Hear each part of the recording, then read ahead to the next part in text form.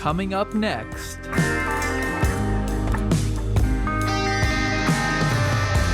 Stay tuned to learn more about the state of the art in blockchain and cryptocurrency technology. Reimagine 2020.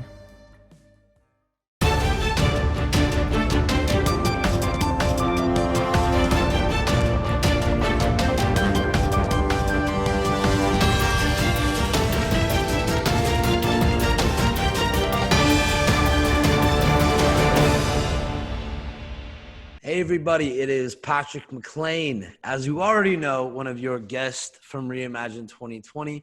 We're very lucky in some ways to be in this moment because we get to throw a virtual conference. I get to talk to people that I would probably, like if I were to go just throw a regular conference in some city, I feel like I would have got to talk to a lot less people that I'm talking to right now, right? So the extension of that is a conversation that we're going to have right now.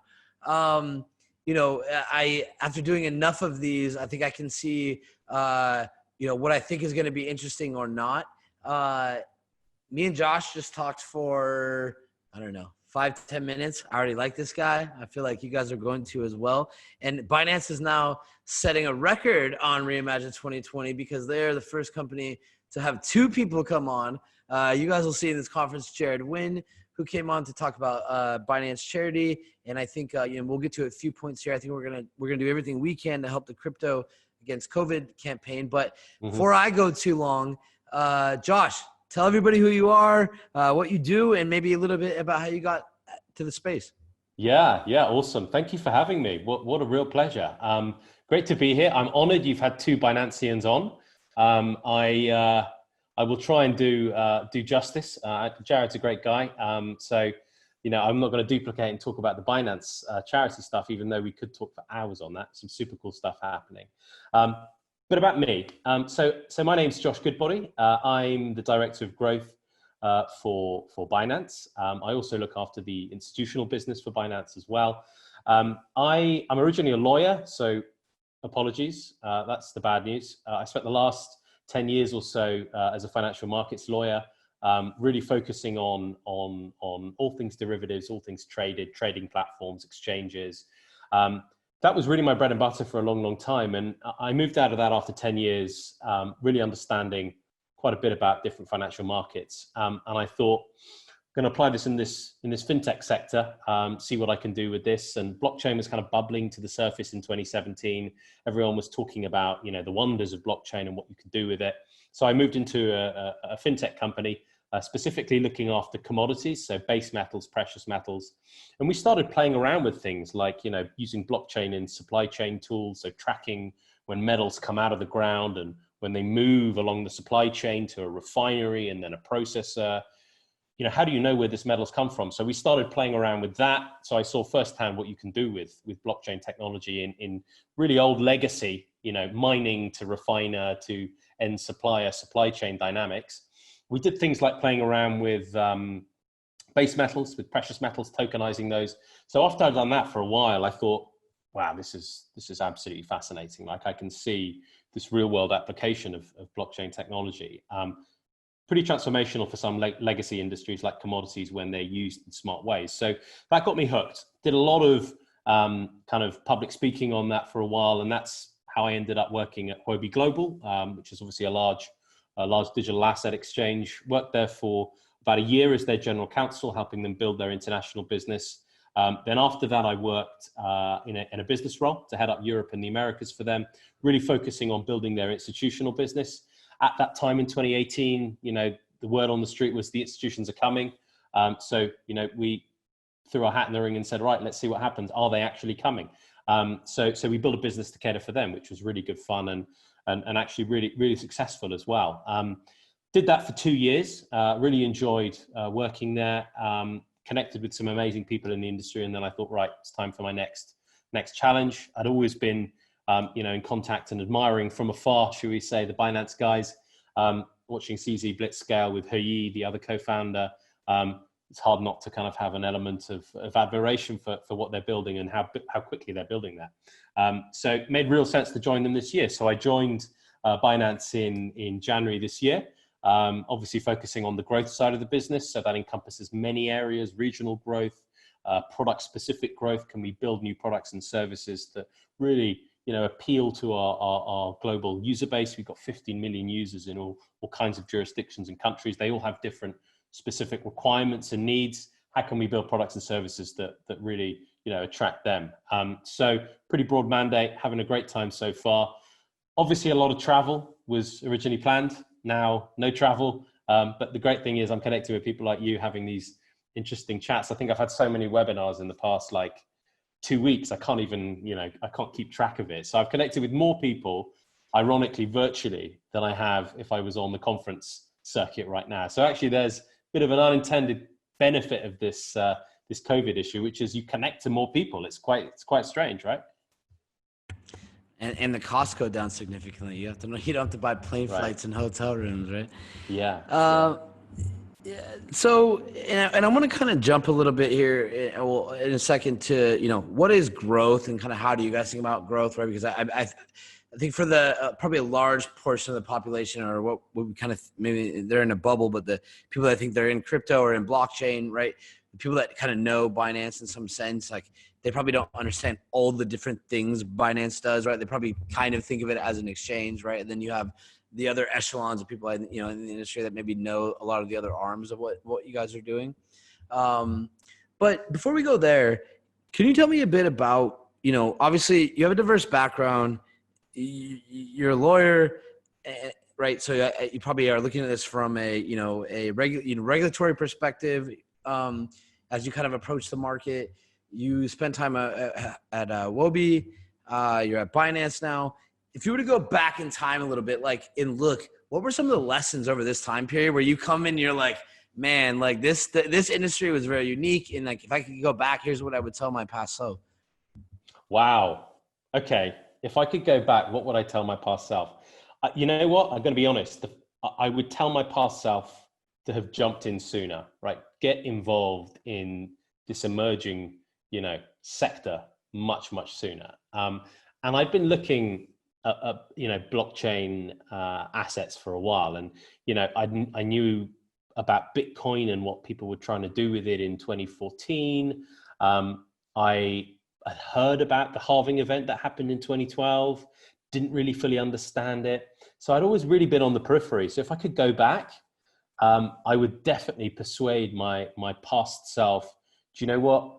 Don't be a risk-averse lawyer.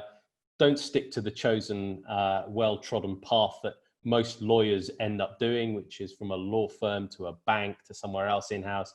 Shake it up. Get out of there. Do something different earlier. That's the only thing I think I would tell myself. Take more risk.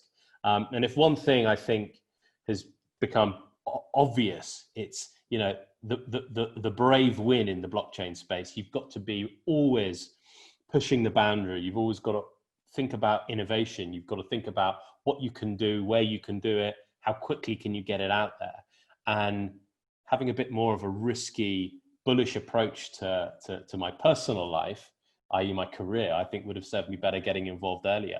And that's, that's a message I give people as much as I can when I meet people that are not in the sector and they go, I don't really know. No one really knows where this is going to go. Is blockchain going to be wholesale adopted in the financial markets industry? Is blockchain going to be the catalyst to revolutionize commodities? Is it going to be used across the board in, supply chain in consumer goods?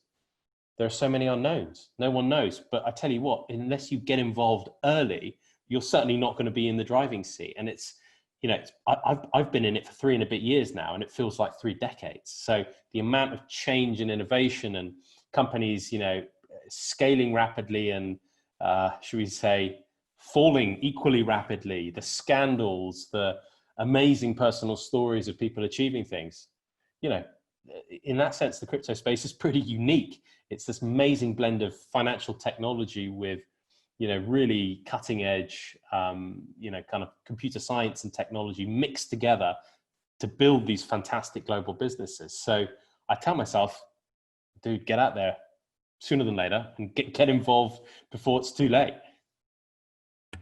Well, they say hindsight's always 20/20, right?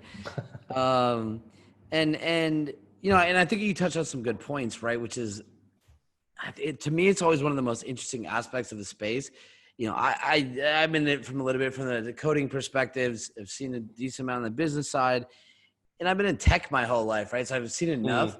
And this one's it's just shocking, right? It's just like, it can't just be a technology product. It has to be bound to the Silk Roads of the world, right? Where at one point it was like the drug coin, and then it has to be fighting all banks. It has to be fighting regulators, right? Like you haven't really seen Mark Zuckerberg dragged in front of Congress and like spanked. I feel like they tried to spank him harder for Libra than they did for anything else. To be honest, I know you're right. All the egregious stuff that this was the worst. I turned it on. Like somebody messaged me, and I was in Asia, so I was like, it was late for me. So everybody I knew was sleeping, and I was like, oh, it's on. I turned it on, and I came in. I don't know, 3 minutes in. And the first minute is, you're trying to sell to drug dealers and terrorists or something along those lines. And I was just like, oh, man. I knew at that moment, right? They were confused, but this is why blockchain is it fights from so many different angles, right? And then we went from this ICO perspective, right? Where it's like, all right, like you didn't get rid of it. Okay, now create your own kind of interesting thing, right? So it's like the eternal disruptor. Whatever blockchain does, it disrupts something. Whether it's disrupting, for example, the Visa network, and people are trying to build protocols that are more scalable and quicker than Visa, yet to be done, but they're trying to do that. They're trying to disrupt the banking sector. They're trying to disrupt, the trading sector. Every element of what blockchain touches, it tries and disrupts it. And you're spot on by saying, what happened with Zuckerberg in Congress was actually quite hilarious, because if you look at the amount of data that Facebook as an organization controls, you would think that would be the focus of scrutiny, not this fact that they're actually going to give this really useful tool to their hundreds of millions of users. I mean, think about the transformational effect of saying to everyone in an emerging economy that has access to a Facebook account, you have the ability suddenly to make frictionless, almost free cross-border payments. I mean, that's a wholesale transformation for some countries, right? So, I'm half Mexican, right? So my mother's Mexican, all my family are in Mexico. The remittance economy in Mexico is wild. Like the amount of money that goes from the US to Mexico almost sustains a large part of Mexican GDP. The cost associated with that, we're talking 5, 6, 7, 8, 15% in some cases, right?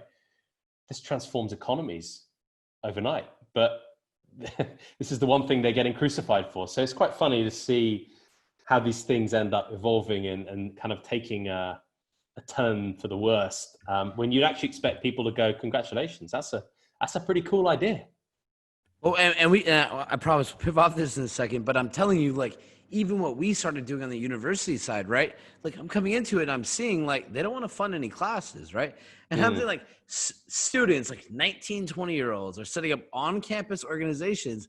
They're basically getting cease and desist letters from the schools over periods of time, right? Where it's like, we can't be associated with like, so it's just, it's very, weird. It's very weird. It just can't be a technology. And like you said, and maybe is it like the dentist of technology? Like everyone hates going, but like they have to go, right? Like it's inevitable. But hey, there's a lot. I know you're going to move on, but just to point that out, I think that's because of the hot air that we've seen in the press, right? They have put out historically so many ill-informed articles around what Bitcoin has done and where it can be used, and all the nefarious activities it can help foster and propagate.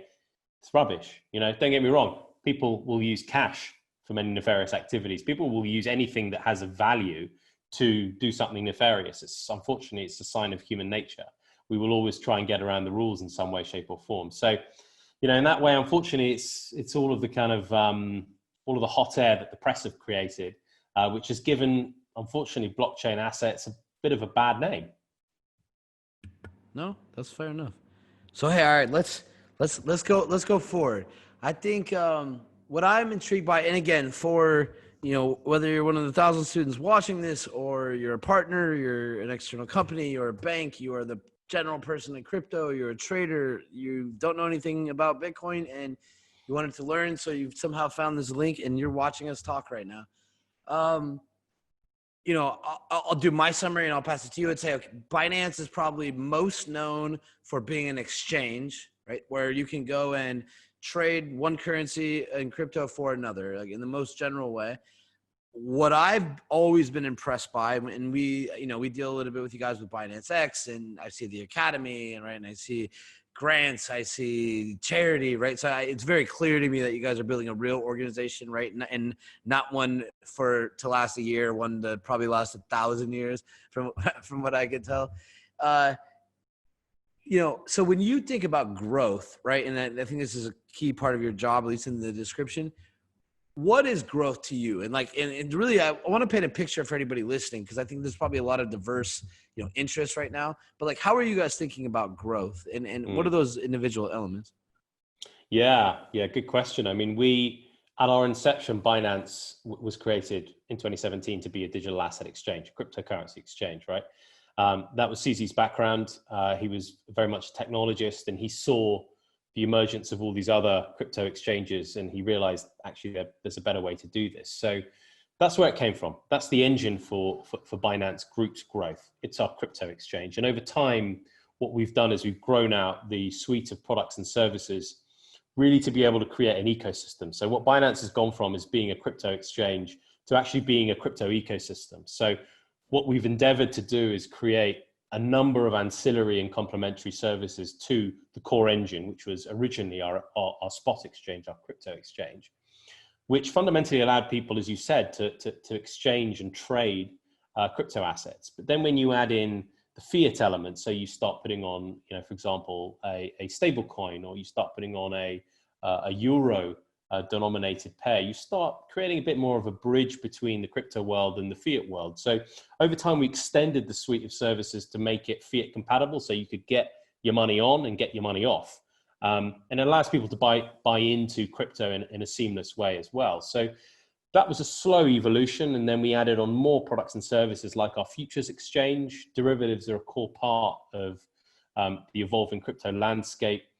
For example, sophisticated trading counterparties want to see it. Retail users sometimes want to speculate, with it. People hedge their exposure with it. It's a complex tool that can be used in so many ways. So we added that as part of our ecosystem approach. And over time, building things out like lending, building things out like savings. We have a savings function where you can stake your assets and get a return on them. Really, it's all about building an ecosystem from our perspective. And that ecosystem just evolves and gets bigger and bigger day by day. This year we launched our mining pool, so people can get involved with us and essentially kind of benefit from the economies of scale of clubbing together as miners to be able to mine Bitcoin, for example. So that economies of scale approach we've brought within our ecosystem, and you can now be part of our mining pool. So democratizing the business of mining is one of the core things we're looking at. The Binance card, bringing a method of payment that's connected to your Binance account, that globally you can go around the world, you can spend, but you're not hit over the head with FX charges, but you're using your crypto in a smart way.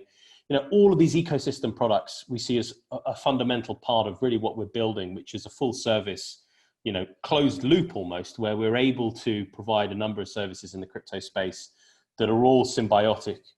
Now, one of the core things that we're looking at as a business is we're going from just offering this to consumers to actually offering this to businesses as well. So we're moving out of this kind of B2C. Wait, all right, hang on. Let me pause you right there. Yeah. Because I see where you're going with it, but I want to stick on consumers for 1 second, because I actually think it's very interesting. When I look at the space, and correct me if I'm wrong, I really don't see a competitor for you guys currently, other than I would say like Coinbase, and I'll explain why. I just feel like Coinbase has done enough regulatory.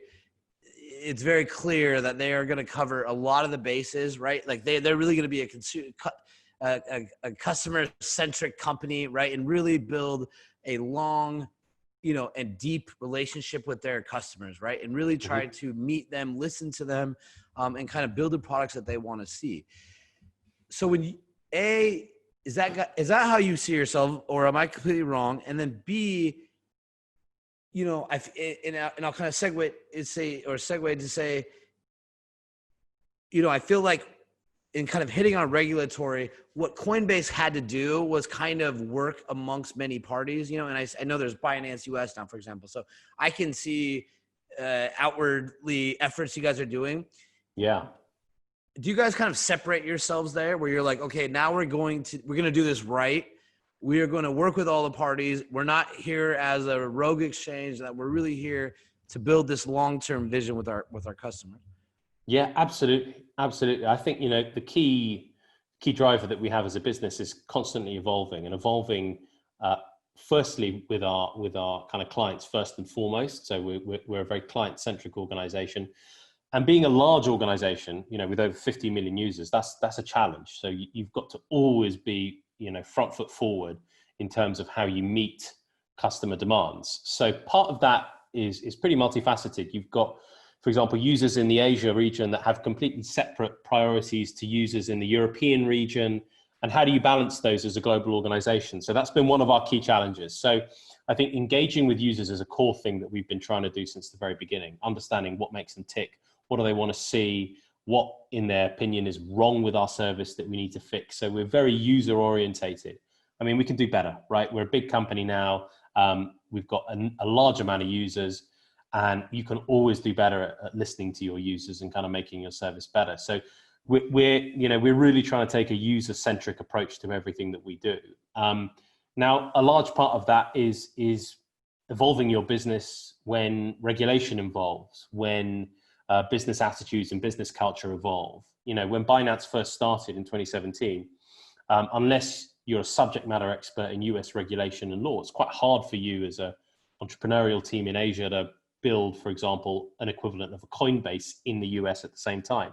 So we started our focus out of the Asia region first and built our core user base there, built our core products and services, internationalized it over time. And that obviously led us to partnering up with Binance US. So they're our local partner in the US, obviously run by Catherine Coley. I'm sure you've heard of her.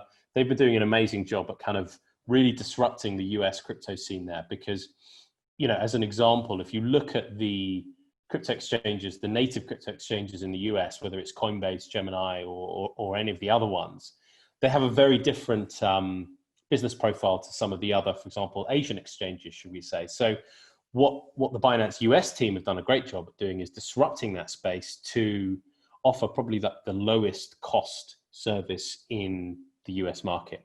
So, you know, we've learned the lessons from both markets. We've seen the changing opinions and attitudes in both areas, whether that's the West or the East. And I think that's a bit of our competitive advantage. We've seen both sides of the coin evolving since the early days of crypto. So we're able to kind of build and put together the best of the two. And sometimes we don't do as good a job at it as we can, you know, hands up. And we have to admit sometimes historically there's been an easier user journey to buy crypto with your credit card with competitors of ours. But it's our job to fix that. So we spent a lot of time looking in the mirror going, you know, what do we do badly? What do we need to improve? And we can learn a lot from competitors, absolutely. And, you know, we've always got to be, you know, keeping a watchful eye on what others are doing and making sure we're kind of innovating as quickly as we possibly can. Got it. All right. So I'll let you do the business customer, the other half of the equation in a second, but real quick, 60 seconds, 120 seconds. When you think of you guys' perfect dream world, what is the best Binance customer? What does their experience look like with your exchange? Futuristic Binance, like 24 months from now, 36 months from now, like what is it? What is like you guys are going to build this like from end to end? You're going to be the Apple of a product for a customer. Ooh. Like what does that look like?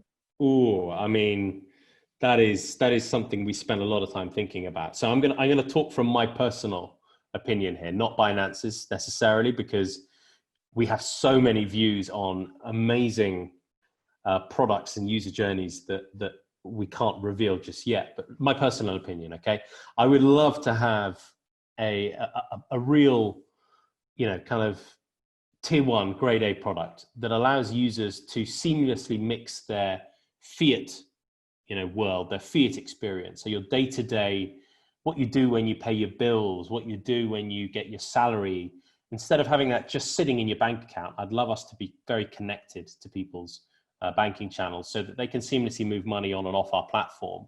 And they can actually use us in ways that are integrated into their personal lives. So for example, you'll have a really awesome payment card experience where people can be using this Binance card globally as a travel card, not being hit over the heads with FX charges.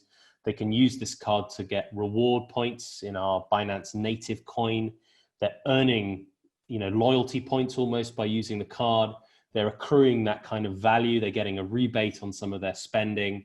They're saving that. We're giving them an interest rate on that. So essentially, we end up becoming a little bit of a challenger to traditional finance. We end up encompassing all of these historically really fragmented areas, whether it's personal finance, whether it's just simple, banking-like products or savings products, but mixing that with all of our core crypto expertise. I want to see us as a seamless, integrated part of people's daily lives. And I think this is where crypto moves from being a niche product area to being mainstream. When you make the user journey so easy that people can use that within their day-to-day life, you've cracked the nut there. You've made your product a core part of people's daily life. And I think for me, that's the core objective, building product that people can use every day. And it's a pleasure. No longer is it a pain having to use your bank account for this, your credit card for that, your Apple Pay for that, your Binance exchange for your crypto. No, let's put it all in one place. And it might be all our technology, but we might be working with third parties. So building this really amazing grouping of services is really kind of something that I think is my, my mission over the next couple of years to make our product as good as possible. Something tells me you guys are, if anybody's gonna like go at it as hard to like make it happen, I feel like you guys are gonna be a key player. And it sounds like your voice is in the room. So let's for anybody listening, make sure this guy's happy so he builds the best future for us. So we got your vision a little bit on the consumer side. Like what's the other side of the coin, business, institutional, that you think and these are the parts that I think most people, and I say most, I just say if we were to take if you say the globe, the amount of adoption or numbers of people actually touching crypto, it's pretty small. And if we just like still, right, I would say it's going to get larger. You'd probably say it's going to get larger. Then of that subset, it's probably, I think, even less. Really think about institutional and enterprise and other types of customers. Yeah. But yeah, kick it over back to you. Yeah, I mean, look, it's a massive, massive part of our market right now. Firstly, I think, when people say the word institutional, what do they mean? If I'm sitting in a bank and you say, right, do you have institutional clients? The first thing I think of are pension funds, right? Those are really institutional clients. Now, in the crypto space, you've got a spectrum of so-called institutional clients. I kind of prefer calling them corporate clients, but we'll go along with it and we'll call it institutional clients. At one end of the spectrum, you've got your pension funds, right? You've got your pension funds, your highly regulated asset managers that are trading clients' assets as a fund manager or as just a discretionary asset manager. And then on the other end of the spectrum, you've got crypto-specific hedge funds, you've got multi-asset brokers or multi-asset proprietary traders.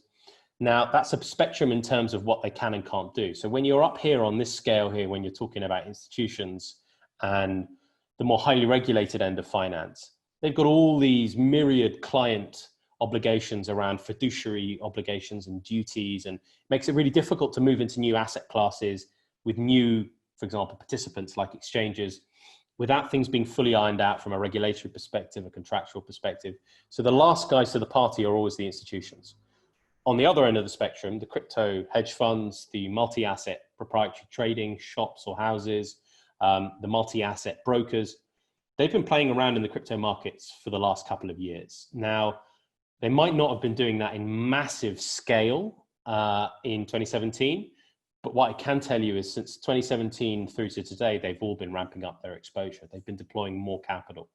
So as an organization, Binance has kind of been seeing this from the very beginning. We've seen clients come to us that haven't made a song and a dance about it because they're very, secretive in nature, because you don't want to be telling everybody what you're up to. You want to be trying things out. You want to be nimble and agile and be at the forefront of innovation. So a lot of these firms are already playing in the crypto asset markets. They're trading the spot markets. They're trading futures markets. They're hedging their risk and they're doing all kinds of sophisticated, algo-driven trading strategies, but they're not shouting about it. They're not getting on a stage at TED and saying, hey, let me tell you about all this crypto activity we've been doing. It's very much, their own proprietary thing that they're up to. So we've seen over the last few years this real need to build a service that can accommodate them. What do they like? They want to know if they need to pick up the phone and speak to someone at 2 a.m. because of an issue, that someone's there. And that person is sufficiently knowledgeable to help them. They want to know what your technology looks like. What's your systems architecture? How do they connect up with you? Can they co-locate with your servers? Are you cloud-based? Is it physical co-location? All these little minutiae that everyone takes for granted in the traditional space, they want to be served in the same way. So as a business, we've realized that quite early, and we've built a team that can serve them better. So it's quite interesting to hear, what we see a lot in the press around, are institutionals even in the market? Yeah, absolutely they are. They might not be in the scale that we'd like them to. They might be dipping their toe in at this stage. But they have made a slow but gradual move into the crypto markets for the last couple of years. And I think a key driver for that has been regulation, understanding, what you can and can't do in certain markets. All of the service providers that help support that, i.e. infrastructure providers like prime brokers, like custodians, data service providers. A key part of doing sophisticated trading is having good data. You've seen this emergence of an economy around providing services to sophisticated crypto trading outfits, right? And that has led us to where we are today, where a very sophisticated, mature trading company can enter the crypto market with relative certainty that they'll be able to connect in a way that they think is acceptable, i.e. the technology is fit for purpose. They've got the right access to data. They've got the right access to custody. They've got the right access to, for example, financing. Can they get a loan in Tether or Bitcoin, Ethereum? All of these things that are present and have been present for 50 years in finance are now present in crypto. So the tools are there, and I think the progress will be slow and gradual. This whole moniker around big bang of institutions, suddenly they're in. That's not how it works. It's going to be slow and steady. And we're already seeing that. We're absolutely seeing that. And we're trying to build to accommodate that actively. So I guess my next question is, and great insight, by the way, like tons of things to unpack there. I know like a little bit about this. I probably know enough to ask you like really good questions that to like hopefully lead to a good conversation. So now I'm like, you have my full attention even more than you did before. Like I really want to hear, like I'm going to learn a lot right now. But like you said, the institutions care about things. And this is kind of my point, where like people would think about Binance as an exchange for retail, investors or traders, right? But they don't understand that at the same time, you guys are working, investing resources, right? Like, where's the profit from what Binance makes a profit? Where is it going, right? Why might that trickle down to people eventually, right? As the institutions, as the companies they might bank with, start to look towards this, right? And whether that is latency caused by geolocation of data centers, like you mentioned, things like custody, which people take advantage, take for granted, I think, where the BitGos, I think, of the world, are big players kind of innovated, and I'm sure there's a lot of aspects that you guys have done as well. But, I guess to your point, it sounds like a lot of the tools are there, and I would tend to agree. Like I try to stay up on it. Like at least at the rough edges, we might not be at perfect, but like 100%. It's like good. It's like good enough now. So I would say, I feel like we've kind of gotten to the point where their ultimate, whether they're gonna jump in or not, it's not gonna be based on some technicality or some business process. So just really curious, how far back can you go? So do you think like 3 years is relevant, or 2, or whatever? Like, where were we at 3 or 2 years ago? Where were we at a year ago? Right. And where are we at today? Is it now, were we on a linear growth curve where like, right. Or do we think it's going to explode? Yeah. I mean, maybe this is me wearing my bull hat a little bit too often, but I really think we are on a much faster growth curve than we were previously. Fundamentally, that comes down to what wasn't in the market a few years ago, right? So a few years ago, if you're a sophisticated trading house and you come to most crypto exchanges, it would be difficult to reduce your latency for your trading purposes by co-locating with certain matching engines. You know, you can't do your strategies over a normal connection, so you've got to be co-located. That wasn't possible. A real understanding of why, for example, the messaging limits that you send as a firm, what's called your API rate limits, right? The amount of messages you can send to a crypto exchange was throttled because crypto exchanges fundamentally were built, most of them, to cater for retail. So the infrastructure around them hasn't always scaled with the volume increasing and consequently the kind of users that end up coming to it. So that wasn't there. Simple things like people being able to get their hands on inventory by borrowing from other people, that loan market, it wasn't there. Prime brokers didn't exist 3 years ago. Your ability to deploy a certain amount of assets, but have those assets used in a really efficient way across different venues, which is normal in the traditional finance world, right? So if you're trading equities and you're trading via a prime broker, you're using the prime broker as your kind of medium for managing your collateral efficiency. So you're not posting collateral everywhere all the time to maintain positions. You're netting across all of them. So this capital efficiency means that most sophisticated firms won't even bother getting into the market unless they know that they can manage their assets in an efficient way. Derivatives. 3 years ago, we didn't really have much options on the derivatives side. So now you've got perpetual swaps, you've got term dated futures, monthly, quarterly, weeklies. You've got options products. You've got more or less every derivative under the sun if you want it. You've got ETNs in Europe that have been listed. So, you know, you have really the ability to have all of these products and instruments that any sophisticated trader would want to trade. You have all of the supporting infrastructure around that built or being built in a pretty sophisticated way. So it's a wholesale change in the environment that we've seen over the last few years. And you actually have the building blocks available to you as a firm, a trading firm, to do your job properly. 3 years ago, that wasn't there. And people that were getting in there were the real pioneers and fighting with systems and, you know, not understanding how to download their trading records from a crypto exchange because that functionality didn't exist. Simple stuff like that. It's completely different when you go to the top 5 exchanges now and you get served as a corporate client. The experience you have today versus the experience you had 3 years ago is night and day. And I think that really allows people to enter the market with confidence.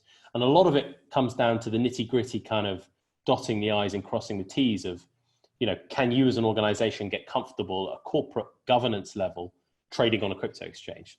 Don't get me wrong, that's important as well. And I think we're getting there in many cases. But the sheer kind of human psychology of it is, are you comfortable putting your money as a business on these kind of businesses, on these exchanges? Are you comfortable? Do you understand what it means if there's an event of some kind of insolvency? Or do you understand what it means if the founder runs away and takes the private keys with him? Like, do you understand that market? Well, we've seen a lot of things go wrong in that time, and we've seen a lot of people future-proof their business because of it. So the level of comfort and certainty in the market right now, in terms of what's, you know, infrastructure providers and exchange providers are offering the market is really night and day. So I think we've made a massive improvement in that sense. So it sounds like, and correct if I'm wrong, it's like everything's there. You feel like, okay, I have all the tools. There might be some edge case feature they want, and you guys are probably at the point where it's like, you know them, or you're putting them into some ultimate list. And if somebody really needed something, you could hack it out in a weekend if it was that important, right? Like, or close to that. Like, you're not, there's very few features that are going to take you 6 months to build. And so if it's like there's one thing you haven't heard of, right? So you have all of that. And kind of to get to your last point, which is, I guess you're very blunt about it. And I think and that's kind of, I guess I was going to ask it in a more roundabout way, but what, so I'd say, what are your hurdles from closing these people? And is it now, I mean, again, it's probably not the only thing, but is it primarily now psychological, where it's kind of like they're either in crypto or they're not? And do you feel like that is then becomes part of your job, or what you guys really, whether we like it or not? And I actually kind of believe this is the thing that kind of comes along with blockchain always. We all want it in a perfect world, but it's like, hey, like, maybe a big part of what we need to do is bend over backwards and make these things happen, right? So do you guys feel like that kind of becomes one part of your service you try to become really good at is kind of bridging that comfortability? I think so, right? Because, as an organization, we are probably the largest player in terms of volume, right? We cover most of the markets that people want to trade, whether they're retail or institutional. We've got spot markets, we've got derivative markets. So we also do kind of OTC tools as well. We do OTC trading tools. So we kind of cover all the bases. So because of that, the onus is on us to get people comfortable. And that's a challenge because in each jurisdiction, they've got different preferences. In Europe, the attitude to risk is much, much lower in terms of comfort than it is in Hong Kong. So we need to adapt our business model, and we have over time, to get people comfortable in different jurisdictions. So in a way, it's kind of down to the crypto exchanges to lead the charge in saying, this is what we've built, this is what we can accommodate. And if you ask the questions that you'd ask if you were hooking up to the LSE in London or SIBO in the US, you'd get the right answers, and you've got the right level of kind of people looking after these businesses that have been there and done that before. So it is quite psychological, I think, because you can always problem solve the nitty gritty granular details of, do you have a compliance manual? Do you have a way of describing what happens if, there's an earthquake in the AWS center in Singapore, and what happens to your systems? You can always answer those questions, but you fundamentally can't resolve a psychological issue people have, which is, I don't get crypto. I don't want to trade that market. Is that a big thing? Is it just like, is like institutions don't really care about like redundancy plans and Yeah, absolutely. They want to understand, how do you run your business? For the average person, what would you tell people, like something they don't understand about like what institutional investors look like in something like this? So it's like, I mean, we're talking about, right, like worst case scenario manuals, right? Yeah, and it all comes down to them scoping you out as a business, right? So, have you done your thinking around what's called your business continuity plans? What happens if one of your key engineers gets sick? How do you maintain your business in that event? I mean, we're a large company, so thankfully, we have over 1,000 people now, right? So we don't get asked those questions, but lots of crypto exchanges do get asked those questions. Tell me what your business continuity plan is in the event of certain disasters or events. Tell me what your compliance program looks like. How do you monitor for fraudulent transactions? Are you doing on-chain analytics to trace dirty Bitcoin coming out of scams? Are you making sure that you haven't got politically exposed persons joining your exchange? Like all those simple but actually really important things that make businesses comfortable or uncomfortable. As a modern crypto exchange in today's age, you've got to be doing if you want institutional clients. So they will drill into a remarkable amount of detail. Sometimes, they will ask you to give the CVs of your compliance team, or they'll want to understand the nuts and bolts in your business. And that's fair, right? Because they're giving you your money. Who can blame them? Here's my money. Do you have a plan in case somebody dies and they have my keys? Am I wrong for asking that? Absolutely. I mean, look, if at a personal level, when I think about opening a bank account, I do a little bit of Googling around, who this bank is, why am I opening the account there? Who are they regulated by?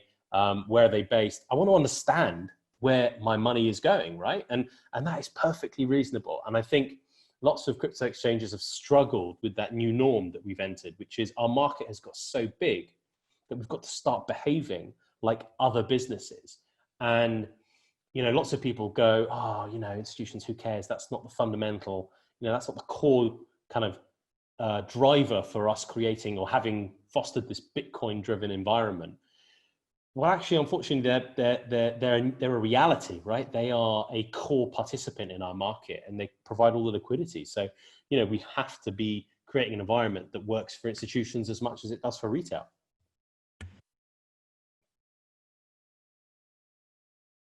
Oh, I think you're on mute there. Oh, sorry about that. No, I was gonna say, I think people could pick whatever subset of customer and think whatever they want about motives, or I don't want you dealing with this person, or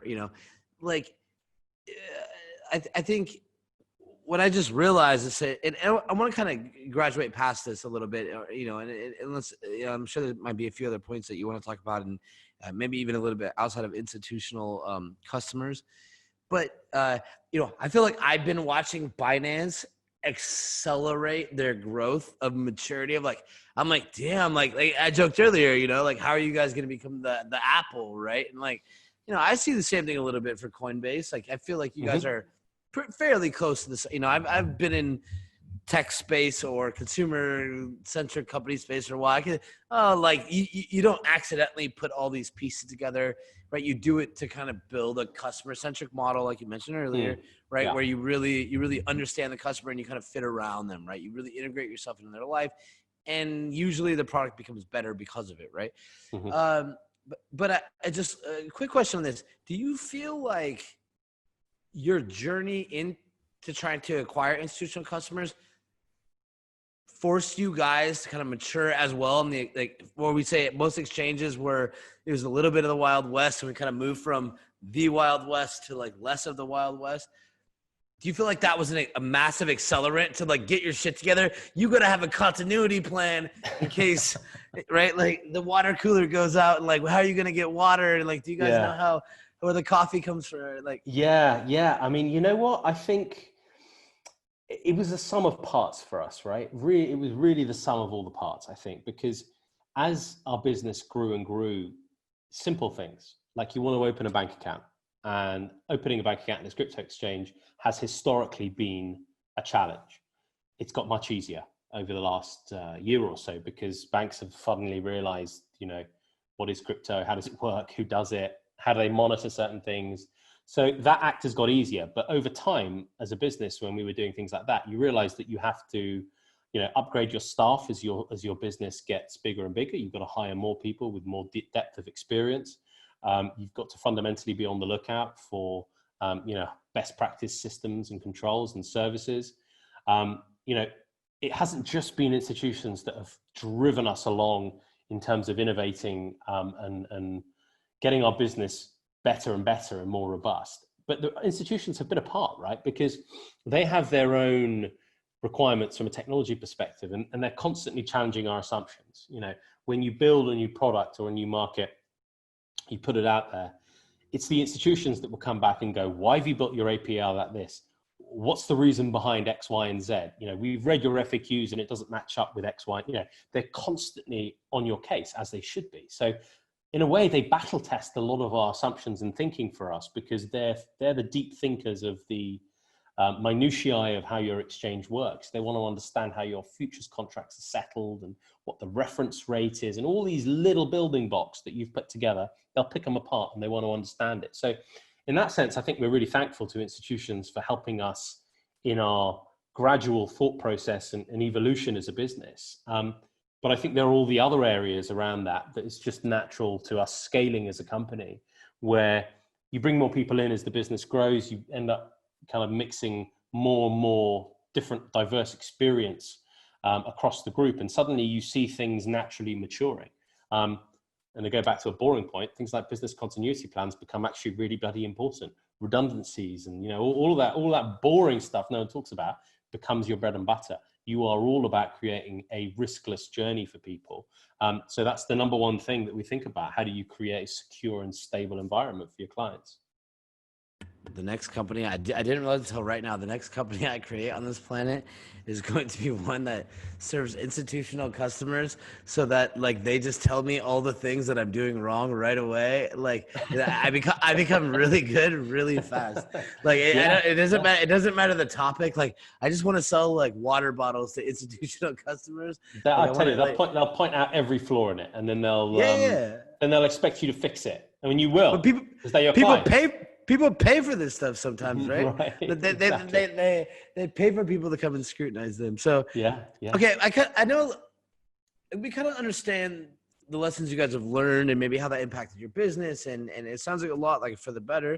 And kudos to you guys for, I think, kind of rising up to that challenge and hopefully what the people with the expensive lawyers and the corporate, that can actually pay to scrutinize every plan you have. Hopefully that trickles down. And it sounds like you guys are on that course, right? To extend those benefits to everybody, all of your customers.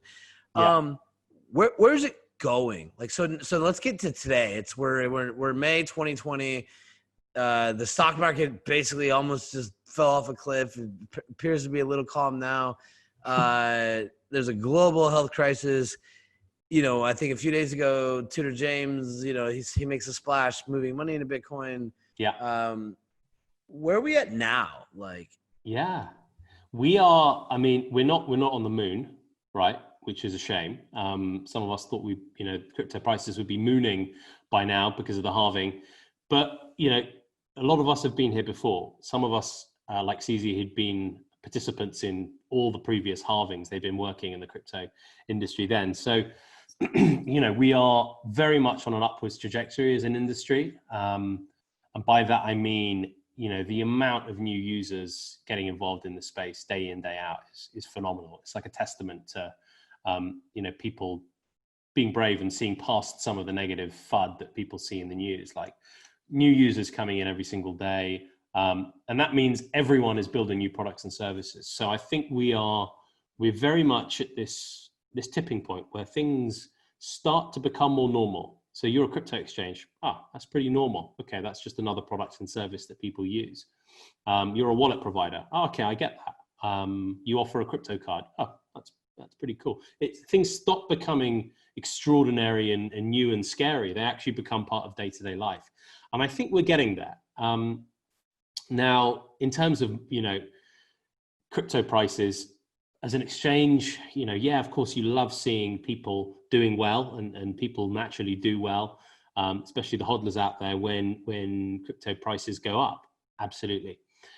But I think we have to take a step back and take stock of where we are. Bitcoin as an asset where are we today? We're May the 13th. Bitcoin as an asset on May the 13th in 2020 has outperformed every other single asset out there, gold included, right? Now, why is that? There's a number of factors within that. Is it evolving as a macroeconomic hedge? Is it an uncorrelated asset to other traditional assets like equities? Maybe.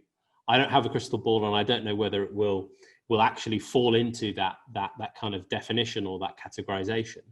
We've seen it behave like an uncorrelated asset in some respects. We've seen it behave like an uncorrelated asset. So it's, for some reason, follows the stock market sometimes. When the market crashes, suddenly the Bitcoin price gets dampened. We've seen that quite clear. Every single time there's a market dump in equities, Bitcoin has to some extent been affected. But there are perfectly reasonable explanations for that. When people are getting hit left, right, and center across financial markets, they deleverage their position across the board. What's the first thing that they probably pull and turn into cash to have a bit more liquidity? It's probably their Bitcoin. So there are perfectly reasonable explanations to that, right? But what we have seen that's quite interesting, and we've got this team called Binance Research that dig into micro and macroeconomic factors and sectoral things as well in certain crypto assets. They do a lot of awesome research. They analyze what happened during a number of different world events that you could categorize as, extraordinary moments of, should we say, disruption, right? So one classic example of that was the Soleimani assassination in Iraq. So when the US sent a cruise missile into Iraq to kill General Soleimani, who's the Iranian general. And when that happened, every single market really reacted violently, right? So US equities plummeted, global equities plummeted. People thought we're on the brink of another world war here, right? Now, Bitcoin followed that for a period of time. But actually what was interesting is as these crises grew and grew, people thought, right, the impact of this event, this really quite shocking event, is going to bear the brunt, is going to be felt on equities and other traditional assets. You actually saw Bitcoin behaving as an uncorrelated asset during those moments. So on the day certain events happened, when other assets as a general trend, the S&P went down, you saw Bitcoin go up. And people were starting to look at Bitcoin as a macroeconomic hedge at that moment. So Bitcoin, I think, has come really far as an asset. And cryptocurrencies as an asset class have come really far, but Bitcoin itself particularly has come really far in distinguishing itself as an asset that doesn't behave in ways that people would predict. It's not purely uncorrelated. It's not purely correlated to certain things. And I think that evolution is going to continue. We're going to continue to see Bitcoin moving in mysterious ways that can be explained, but mysterious ways nonetheless. And I think the more that Bitcoin establishes itself as this emerging safe haven asset, it's going to be a great thing for the industry, because you have people like, Paul Tudor, right? A massive titan in the traditional finance space, putting his cards on the table and going, look, I'm thinking 1% of my net wealth I'm going to hold in Bitcoin, things like that. That is a massive, vote of confidence in the underlying fundamentals of Bitcoin as an asset class, right? It's an evolution, it's a journey, it's going to be full of hiccups. I think it's not going to be clear cut. When equities fall, Bitcoin probably will fall for a period of time. But it's all about the bigger picture. And we've seen a really fascinating little microcosm of that bigger picture, which is January to today, during this global COVID health crisis, where all these global economies have, really been suffering, and central banks have been printing money like absolute lunatics, quantitative easing at levels we've never ever seen before. And we've seen Bitcoin behave in a very interesting way. So I think it's the beginning of a really interesting period for Bitcoin as an asset class, in establishing itself as a one to watch in terms of allocating and kind of performance for the future. Very well said. We could probably talk about everything you just said in the last part for another 2 hours. No. Oh yeah. Yeah. What's going on right now is crazy. I mean, I think most people probably don't remember. Most people probably don't remember 2008, but 2008 was. I mean, I can say from an American perspective, it was Obama and McCain were running for president. McCain stopped, went to Congress. They're talking less than $1 trillion to stop everything, and now trillions of dollars just getting sent, and it's as if no one knows. It's people wild, are stuck isn't it? It's wild. I was just talking to Mark Yusko about this. I mean, literally, we just talked about parts of this for 2 hours, and it was. What I think is very interesting is that at least from my perspective, it's that the health thing is above it, right? Which morally I think it should be, which is this shit sucks. There's something called COVID-19. None of us are scientists, right? There's not much we can really do other than listen, hopefully, to smart people, stay home, wash our hands, and wear a face mask. And right, it's so I think there's a confusion, which is to say that because this is a health issue, and we might see an end of the tunnel, to say that it could end, that we would correlate it ending with the end of this pain, right? So we kind of look at everything underneath it as a subset, but when that thing ends, the subset of the other pain will end. I'm not sure it's the case, right? We just wiped out a lot of economies. Planes aren't coming back in the way they were. My advice to anybody listening right now, and I know I've interviewed 2 of you this week, but I didn't tell you this on the call, take out half of your seats, turn your whole plane into first class, and make the seats all a bubble, because I don't think that planes are going to be cramped anymore. Can you imagine? Can you imagine being 200 people surrounding you in a plane for 7 hours? Just all judging the kind of psychological, every cough, every sneeze. Yeah, exactly. All judging each other. Oh my God. Yeah. So, I think there's elemental changes, right? And it's in the same way we could find Bitcoin. It's one of the things that's always intrigued me. It's, you find it happened in 2008 S9. You have an initial code comment, which is referencing the chaos, kind of just came back to it. Right. So it's, I don't know. I think everybody wishes for the best. At the end of the day, that's not going to get us anywhere. Something big is happening. It feels like we'll all find out shortly. And I think there's many reasons to be then excited about blockchain, whether it's for transparency, whether it is for the ability to communicate with each other, right? When we don't want to trust anybody in the middle. Yeah. There's a huge amount to be excited about, I think, for blockchain, right? Because, You know, this period of time, this really weird period of time, has made people step back and go, what the hell's going on? You know, what's happening with these global economies, right? You know, you're seeing, as you said, look at how much scrutiny went into Obama and McCain pulling that trigger to spend the $1 trillion. And look at what the US has just spent now. Look at what Europe is spending now. Look at what China has been pumping into its economy as a fiscal stimulus. China is a debt-led and consumer-led economy. They've had zero consumer spending for the last couple of months. They've had record debt through the roof, and they've been pumping money throughout their economy. What's the impact of all of this pretty, fascinatingly untested economic action at this scale, at least? What's the impact? Well, historically, people have gone, well, if you do this, if you quantitative ease through your nose, you're going to get inflation. And inflation hits the little people, it hits the economy, it hits people's savings. Suddenly people's money is devaluing. People have never had to think in the US, in UK and Europe in the last 30, 40 years. People have never really had to worry about their money depreciating at the level that it will probably depreciate. So it's a really odd period where we've done things that are untried and untested, and there will be consequences. What will those consequences be? You can only hypothesize, right? No one knows.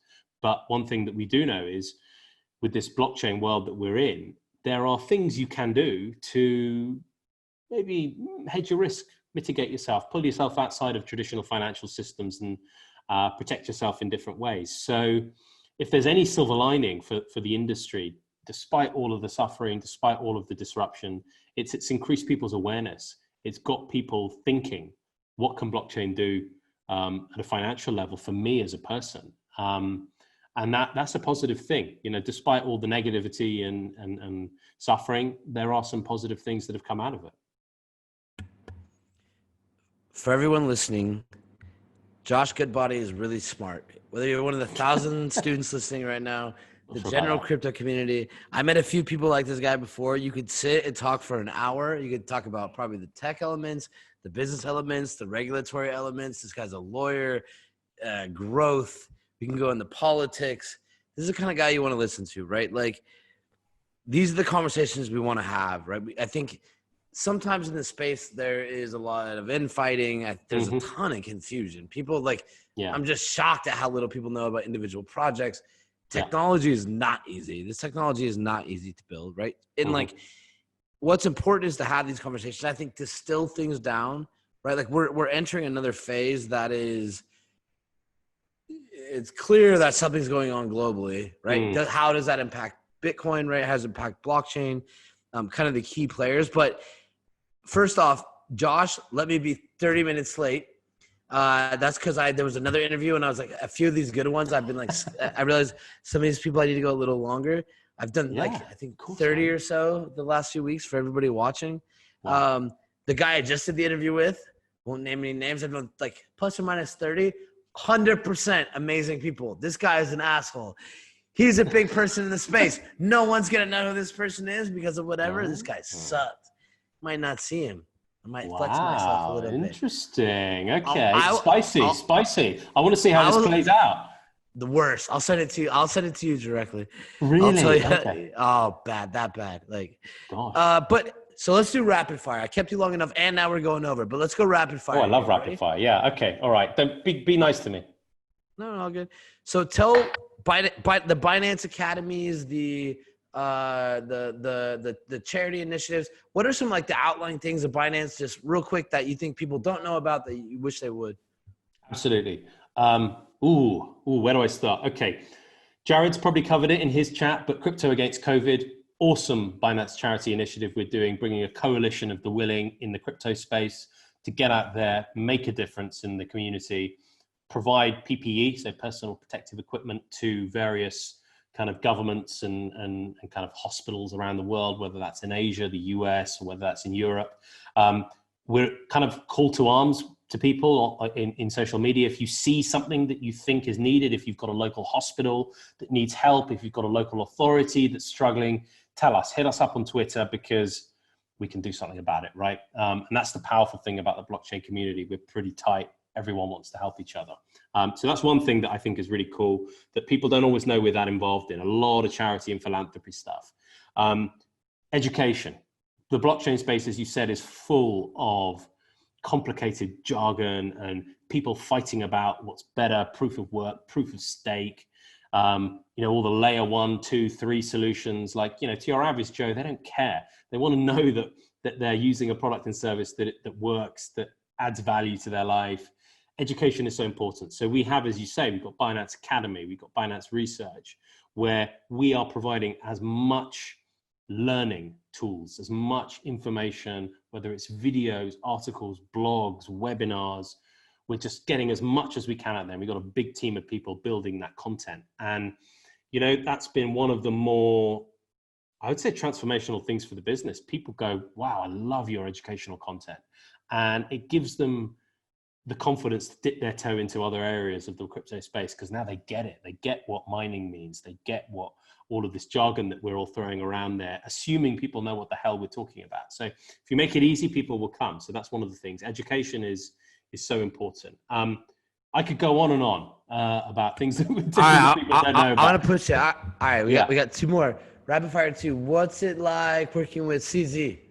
What a guy. What a guy. He's such a humble person, which is one of the things that people don't realize about him. He scaled this global business in less than 3 years. We're a company that is less than 3 years. We're now 1,000 people globally. And he's very much on top of everything. So he's inquisitive. He gets involved in things. He listens to people. So in terms of, working with someone like him, it's pretty amazing. All businesses have challenges. And I think the challenge that CZ has been trying to find and fight with is, how do you scale quickly in the way that we need to scale, but maintain quality of execution? That's one of the real challenges he's been grappling with. And so seeing that whole picture evolve since January when I joined has been fascinating. But he's a pleasure, man. He's an absolute pleasure to work with. Always accessible, open door policy to anyone in the company, regardless of your level of seniority. If you're super junior, you've just joined, he'll put 15 minutes in his calendar tomorrow to talk to you. And that's, testament to the caliber of someone making themselves accessible to the most junior members of the company at the drop of a hat, right? So yeah, all round, really nice guy, really good guy. And maybe you get him on your show for the next interview. I was just going to say, I'm going to help with the COVID charity. Go tell him you like the 15 minutes. I want him to speak to the kids. He'll like talking to me. I'll be nice. We're going live soon, so we got to go fast. All right. 3rd question. You go back, you have a time machine. You can go back. You're a student today. You're between 19 and 23 years old. You're thinking about blockchain. You're a data science major, or you're back to a lawyer, which I'm always shocked at how many lawyers from these blockchain clubs we work with stuff kind of come to the table. Always one of the people. It's always like, I'm like all the tech people. Then someone comes and tells me everyone from the league. And I'm like, always lawyers in the universities are really joining blockchain clubs. Yeah. But like, you go back, what would you tell young Josh or student Josh today? Like, what would you tell them to think about this journey? Think outside the box. Always think outside the box. Always challenge assumptions. University, you're bombarded with things that you're told you need to do, you should do. Be involved in this, get involved in that. Think about where you want to be in 5 years' time. Maybe don't think about where you want to be in 5 years' time. Think about where you want to be in 6 months' time, in a year. And that way it'll be a bit more easy for you to get to where you want to go, because you can conceptualize it. You know that you can probably be somewhere in 6 months. Where do you want to be in 6 months? Think outside of the box. No one in especially the blockchain space is outside of your reach. People are on Twitter, people are on LinkedIn. Connect with people. Don't be afraid to hustle. Like, send messages to people and go, look, I just want to learn. Can I shadow you for a day? Can I have a phone call or a coffee with you? Of course, when this quarantine thing is over. Always think outside of the box and always challenge assumptions. Universities are fantastic at doing many things, but they're not always great in helping you open your mind and think outside of the box as to other things you can do. If you're a law student, you don't have to be a lawyer. If you're an economics student, you don't have to be a banker. If you're an engineer, you can be anything you want. Don't let people tell you what you can and can't do. Go out there and find out what really makes you tick. And sometimes comes with taking a risk. And don't be afraid to do that. Listen up, kids. Be like Josh Goodbody. I think Josh Goodbody is pretty smart. He's gonna play Not humble. always, he man. likes Sometimes. he likes CZ because he's humble. I like Josh because he's humble. This is the virtuous cycle. Josh, thank you for letting me be late earlier. I'm glad that you let me steal a bit more of your time today. Really good conversation. Yeah, It's real probably pleasure, man. Thank you so much. 100%. Let's push the crypto against COVID campaign. I'm gonna set it with Jared tomorrow. We're gonna like really push it. I think the next week. And tell everybody about it. So. Oh, we're pumped to see it. Yeah, thank you for your support as well, and thanks for having me on. Look forward to all the ones in the future. It's been a real pleasure. Awesome. For everybody watching, we're going 72 hours. This is another really interesting conversation, and hope you guys are loving it. This is my last one for this segment. I'm gonna hop off. Very nice to meet you, Josh, and let's keep it going, guys.